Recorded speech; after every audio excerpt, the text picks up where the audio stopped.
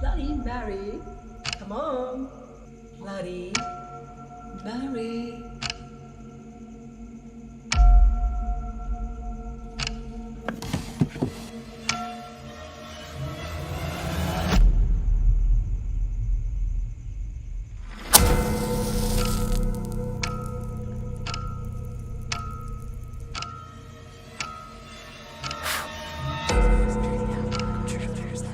Bloody Mary, Bloody Mary, Bloody Mary.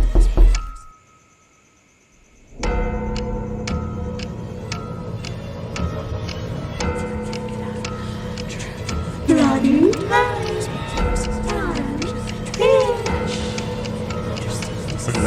Mary.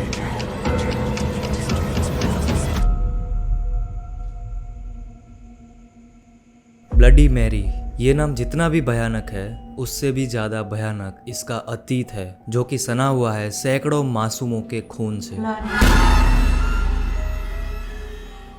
ये नाम अक्सर बच्चों को सुनाई जाने वाली कहानियों में लिया जाता है और कहते हैं कि रात के अंधेरे में ठीक 3 बजे अगर कोई इंसान 13 बार ब्लडी मैरी को पुकारता है तो उस इंसान को या तो ब्लडी मैरी दिखाई देती है या फिर उसको वश में कर लेती है। पर असल में ये नाम सिर्फ बच्चों का खेल ही नहीं है बल्कि एक भयानक से रहस्य का हिस्सा भी है।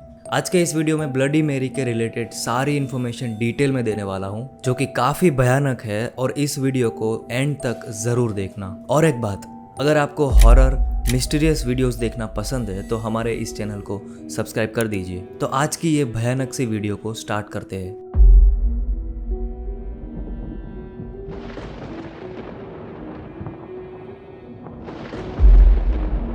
साल था 1553 जब एक 37 साल की औरत ने इंग्लैंड पर हमला कर दिया और पूरे इंग्लैंड की गद्दी हासिल कर ली और वहां की रानी जेन ग्रे का सर धड़ से अलग करवा दिया गया। ये सारी चीजें करने वाली लेडी थी मैरी टूडोर।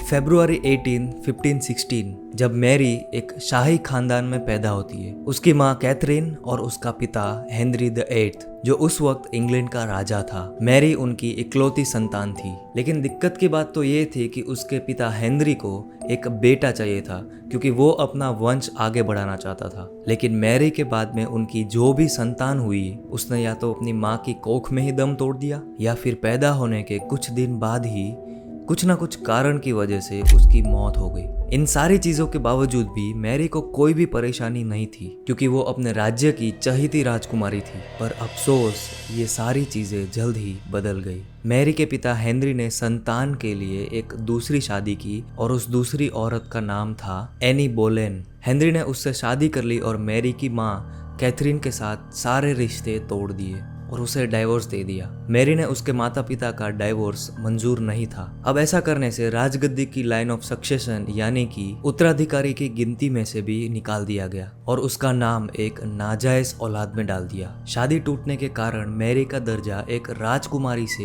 एक मामूली सी लेडी के रूप में हो गया। यही बात मैरी को खटकने लगी। वो चाहती थी कि हेनरी के मरने के बाद में उसकी पहली संतान होने के नाते इंग्लैंड का शासन उसे मिले। जब मैरी को ऐसा लगने लगा कि ये सारी चीजें खत्म हो चुकी है तभी उसे उम्मीद की एक किरण दिखाई दी। हेनरी ने अपनी बीवी और मैरी की सौतेली माँ एनी बोलेन का सर कलम करवा दिया। हेनरी ने अपनी तीसरी बीवी जेन सेमोर के कहने पर मैरी को वापस राजघराने में आने का प्रस्ताव भेजा, लेकिन एक शर्त थी, मैरी को हेनरी और कैथरीन के डाइवोर्स को मानना पड़ेगा। इस बार मैरी मान गई और वापस आ गई, लेकिन मैरी की लड़ाई यहाँ पे खत्म नहीं हुई थी। घर वापस आने के बाद में उसे अपने क्रूर पिता और अपने सौतेली माओं को भी झेलना पड़ा। ये सब झेलने के बाद भी जब हेनरी की मौत हुई तो इंग्लैंड पे जो शासन था वो मैरी को मिलने की बजाय उसके सौतेले भाई एडवर्ड को मिल गया। हेनरी हमेशा से ही कैथोलिक क्रिश्चियंस को सपोर्ट करता था जबकि एडवर्ड प्रोटेस्टेंट क्रिश्चियंस को सपोर्ट करता था। ये बात मैरी को बिल्कुल भी पसंद नहीं थी। जब 6 साल बाद एडवर्ड की मौत हो गई तो ये गद्दी जा गिरी एडवर्ड की कजिन जेन ग्रे के हाथ में, जो कि एक प्रोटेस्टेंट क्रिश्चियन थी। इस बार मैरी बहुत ही ज्यादा गुस्सा हो गई थी। उसने अपनी छोटी बहन एलिजाबेथ द 1 के साथ में मिलके पूरे इंग्लैंड पे अटैक कर दिया और आखिर में मैरी ये जंग जीत जाती है। उसने लेडी जेन ग्रे का सर कलम करवा दिया। यहाँ से शुरू हुआ वो मौत का खेल जिससे ब्लडी मैरी को इस नाम से जाना जाता है। कैथोलिक होने के कारण मैरी को चर्च का बहुत सहारा मिला और उसने एक एक करके सारे प्रोटेस्टेंट्स क्रिश्चियंस को मौत के घाट उतारना स्टार्ट कर दिया। जो भी मैरी के खिलाफ जाता या फिर जाने की कोशिश भी करता, उसे मैरी के ऑर्डर्स पर बीच सड़क पे बांध के जला दिया जाता था। इस मेथड को वो बर्निंग एट द स्टेक कहती थी। मैरी का ये मानना था कि अगर वो किसी को ऐसे लोगों के सामने जलाएगी तो वो एक एग्जाम्पल सेट करेगी कि उसके खिलाफ जाना बहुत ही खौफनाक हो सकता है। मगर इसके बावजूद भी प्रोटेस्टेंट क्रिश्चियंस रुकने का नाम ही नहीं ले रहे थे और ना ही मैरी रुकने का नाम ले रही थी। देखते ही देखते उसने 200 से भी ज्यादा लोगों को मार डाला। लोगों को जलाने के पीछे मैरी का ये मानना था कि प्रोटेस्टेंट्स को जलाने से उसे नर्क की आग दिखाई देगी और जिससे वो कैथोलिक बनने के लिए वापस आ जाएंगे। बर्निंग एट द स्टेक सिर्फ इकलौता ऐसा तरीका नहीं था जिससे मैरी लोगों को मारा करती थी। कुछ इन्फॉर्मेशन के हिसाब से मैरी ने कई सारे लोगों का सर कलम करवाया, उनको खोलते पानी में डाल दिया गया और घोड़ों के पीछे बांध के घसीटा गया और कभी कभी तो जिंदा इंसानों की आंत को बाहर निकाल के उसे मारा गया। मैरी ने मरने से पहले कम से कम 280 लोगों की जान ली। आज उसकी गिनती most evil humans of the all time में की जाती है। साथ ही साथ एक फ्लैश ईटिंग ज़ॉम्बी भी कहा जाता है। मैरी की शादी स्पेन के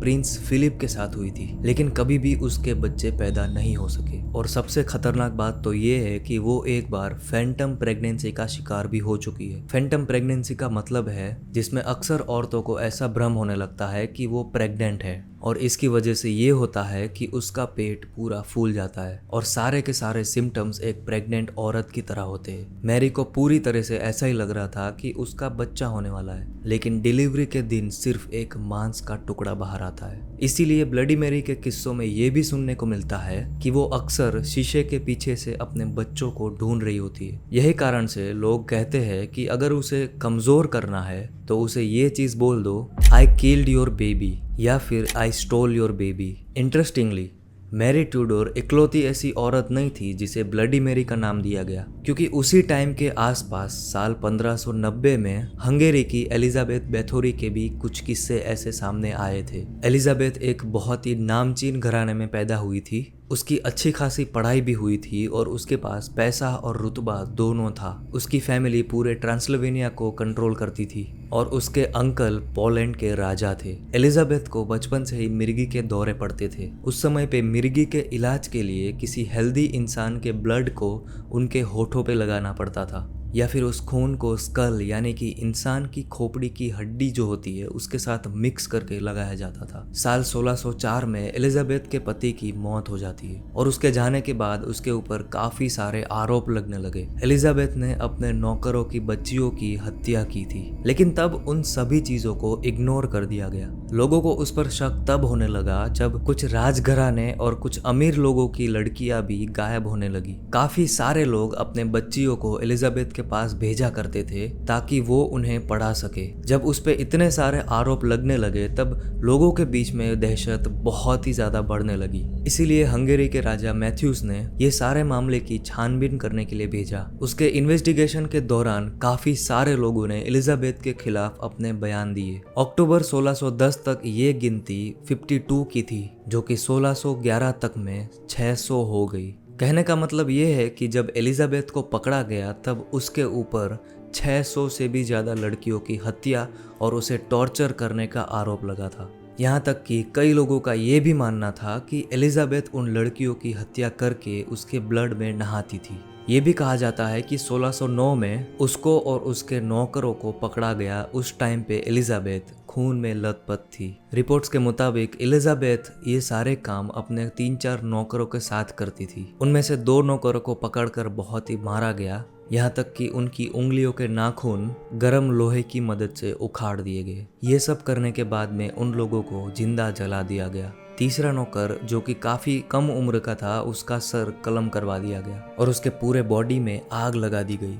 वहीं जो चौथा नौकर था वो भाग गया था, उसे पकड़ के जिंदा जला दिया गया। रही बात एलिजाबेथ की, तो उसे एक कासल में जेल के अंदर बंद करके रखा गया, जहाँ पे वो 54 इयर्स की एज में मर गई। क्या वाकई में मिरर के सामने 3 बार बोलने से ब्लडी मैरी दिखाई देती है, या फिर ये सारी चीजें हमारा वहम है? देखो, अगर रात के 3 बजे अगर आप लोग ये सारी चीजें करते हो तो ऑब्वियसली बात है कि आपको इल्यूजन्स दिखेंगे, क्योंकि आपका दिमाग रात के 3 बजे बहुत ही थका हुआ रहता है। और इस थके हुए दिमाग के साथ रात के 3 बजे आप आईने के सामने कैंडल के साथ में अगर 3 बार ब्लडी मैरी नहीं भी चिल्लाते तो भी आपको कुछ ना कुछ हिलुसिनेशन तो दिखता ही है। ट्राई करके देखो, क्या पता आप लोगों को भी ब्लडी मैरी दिखाई दे। और अगर आप लोगों ने ट्राई किया है तो मुझे कमेंट में बताओ कि आप लोगों को क्या दिखा, क्या वो रियल था या फिर आपके दिमाग का एक बहुत ही बड़ा वहम। आज के इस वीडियो में बस इतना ही। ब्लडी मैरी का कॉन्सेप्ट आप लोगों को कैसा लगा वो मुझे कमेंट में ज़रूर बताओ। इस चैनल पे अगर नए हैं तो इस चैनल को सब्सक्राइब करना बिल्कुल भी ना भूलो। अगर ये वीडियो अच्छी लगी है तो इस वीडियो को लाइक करना बिल्कुल भी ना भूले। मिलते हैं आपसे ऐसी ही मिस्टीरियस और हॉन्टेड वीडियो के साथ।